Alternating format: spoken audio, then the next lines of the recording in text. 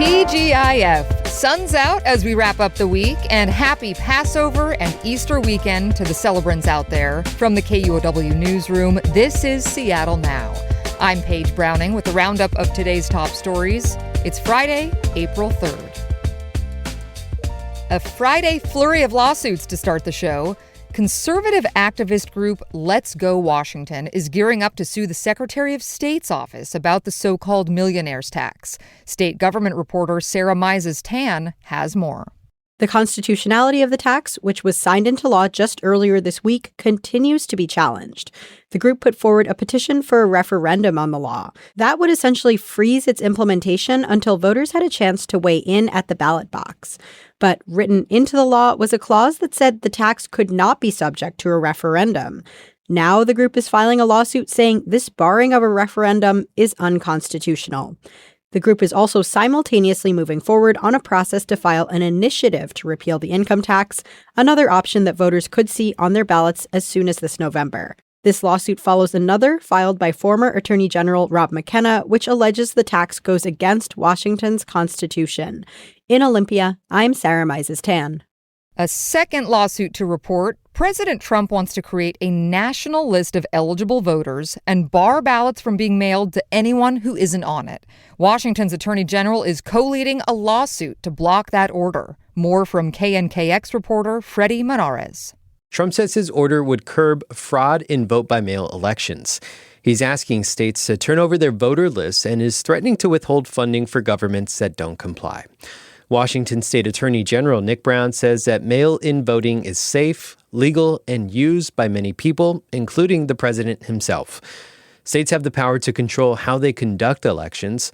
The lawsuit argues that Trump's order is unconstitutional because the president cannot single-handedly change federal election procedures. Leaders with 23 other states, including Oregon, signed on to the lawsuit, and it's not the first time Trump has tried to change vote-by-mail procedures. A federal judge in Seattle in January blocked an order that sought to reject ballots received after Election Day and require voters to provide a citizenship document. In Seattle, I'm Freddie Monarez. And a final lawsuit of note today. The company Robinhood has sued Washington State to protect its ability to offer so-called contracts that predict future outcomes. We're talking about the prediction markets where people put money on political moves and even what will happen in the Iran war. Robinhood is a partner of Kalshi, which Washington sued this week, arguing that it violates the state's gambling laws. The Washington State Standard reports Robinhood says federal law should preempt Washington's gambling law.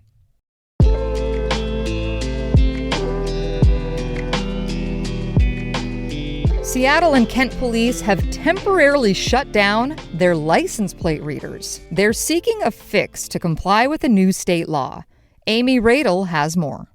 Some police vehicles have dashboard cameras that flag license plates associated with missing persons and stolen cars, but a new state law forbids license plate readers in locations related to immigration matters, reproductive health care, schools, and places of worship. We suspended our mobile license plate readers because we could not ensure that they wouldn't incidentally capture license plates in those restricted, protected areas.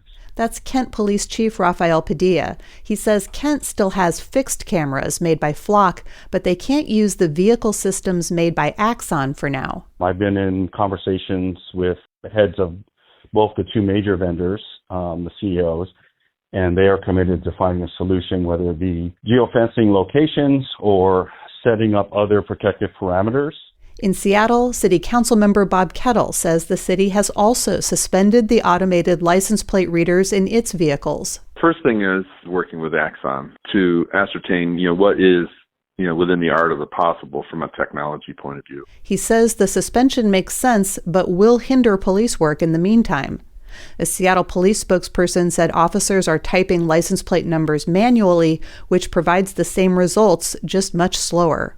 Amy Radel, KUOW News. How about some housing news for a Friday? Seattle Mayor Katie Wilson intends to let Seattle build more housing in more places more quickly than city officials had planned. Joshua McNichols has the latest.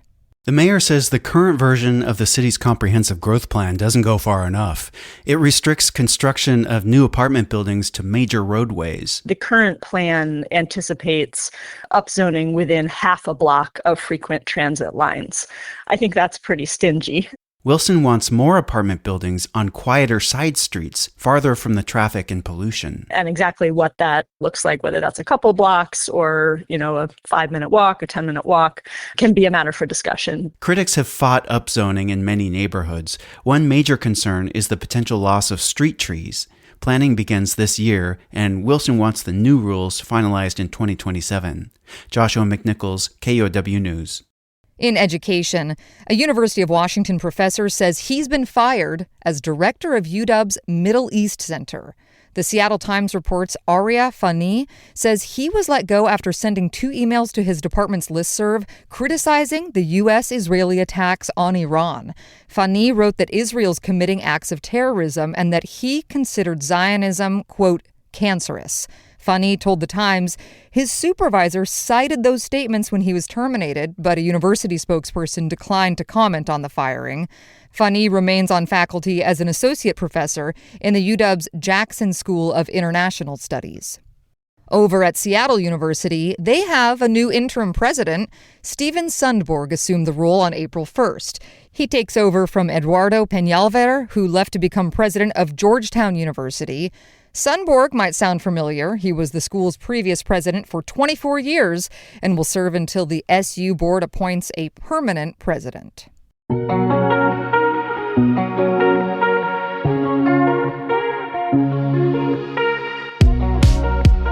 Some bright news on a Friday. The Wallingford Food Bank is celebrating its reopening tomorrow. It's been under renovation since last October. Family Work says the renovation will let it get more food to those in need and offer families more support services. Family Works has run the food bank on 45th Street since 1988. But another beloved entity will close this weekend. The city of Redmond will say goodbye to the old Firehouse Teen Center, an all-ages music and arts venue. It's served as a gathering space and artistic refuge for teens since 1992 and hosted performances by bands Modest Mouse, Bikini Kill, and Elliott Smith. But the 74-year-old building is set to be demolished this summer. I went to a lot of hardcore shows and a lot of music that I had never heard before. It's striking to me that so many of us went on to have careers in music, and not just as musicians, but as tour managers, sound engineers, and poster designers. That's Tomo Nakayama, a Seattle-based singer and songwriter. Nakayama will perform at the celebration on Saturday. A new teen center will be built at the same location. A couple final notes today. The cash-strapped owners of Seattle Met magazine have reportedly sold it to a Michigan company, along with the Portland Monthly and several other publications. The Stranger reports Michigan-based Our Media bought it in March for $1.6 million. The company reportedly moved quickly to fire senior staff at the magazines, including the Seattle Met editor-in-chief, who posted on social media, Tuesday was his last day. And Seattle saying goodbye to a young, promising basketball player that never fully got her time in the city. The brand new WNBA team from Oregon, the Portland Fire, drafted Nika Mule today. Mule, a 6-foot guard, has been with the Seattle Storm for 2 years, but injury kept her from playing last year and will again for the upcoming season. The Seattle Storm season tips off May 8th. Next week on Seattle Now, it's been 10 years since voters approved the expansion of light rail to West Seattle. As the project has faced challenges over the years, some have proposed alternatives. They have in the past proposed a gondola, an aerial tram that would go from West Seattle to downtown, and there was a person supporting that who, did a lot of work. They even had a name for it called Skylink at one point. I remember this, Tracy. We'll talk with Tracy Record, editor of the West Seattle blog, Monday morning.